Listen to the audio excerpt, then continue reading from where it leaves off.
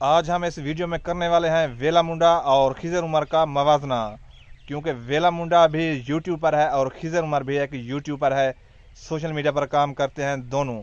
ان کا موازنہ کریں گے ہم اس ویڈیو میں کہ کون زیادہ پیسے والا ہے اور کون زیادہ عزت والا ہے۔ پہلے ہم کر لیتے ہیں ویلے منڈے کی بات۔ ویلے منڈے کا باپ ایک غریب گھرانے سے تعلق رکھتا تھا اور ان کے پاس صرف اور صرف ایک اونٹ ہوتا تھا۔ ویلے منڈے نے سوشل میڈیا پر قدم رکھا، آج یہ کافی فیم ہے اور کافی زیادہ پیسے والا ہے، لیکن عزت نہیں کما سکا۔ اگر بات کریں خضر عمر کی تو خضر عمر بھی ایک غریب گھرانے سے تعلق رکھتا تھا، آج وہ بھی کافی زیادہ فیم ہے، کافی زیادہ پیسے والا ہو گیا ہے۔ اگر خضر عمر کی بات کریں تو خضر عمر نے کافی زیادہ عزت کمائی ہے۔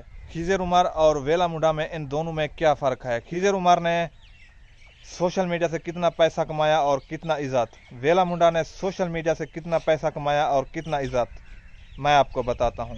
آپ نے کبھی بھی خضر عمر کو لڑکیوں کے ساتھ ویڈیو بناتے ہوئے نہیں دیکھا ہوگا، اور ویلا منڈا کو کئی بار آپ نے دیکھا ہوگا ٹک ٹاک اور یوٹیوب کے اوپر یہ لڑکیوں کے ساتھ ویڈیو بناتا ہے۔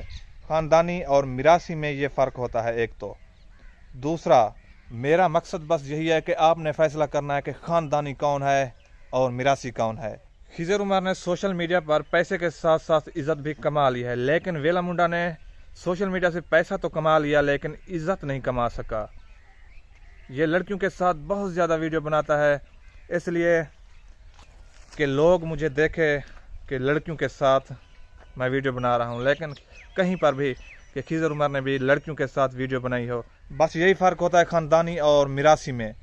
میراثی اپنی عزت نہیں دیکھتا، پیسہ دیکھتا ہے کہ آگے پیسہ آ رہا ہے، بس ٹھیک ہے چلتا رہے، لیکن خاندانی شخص ہوتا ہے نا جو، وہ پیسہ بھی کماتا ہے، پیسے کے ساتھ ساتھ عزت بھی کماتا ہے۔ آپ میری باتوں کو سن کر ان دونوں پر خود غور کریں، آپ کو فرق ضرور نظر آئے گا۔ آج دیجیے اجازت، ملتے ہیں کسی نیکسٹ ولاگ میں۔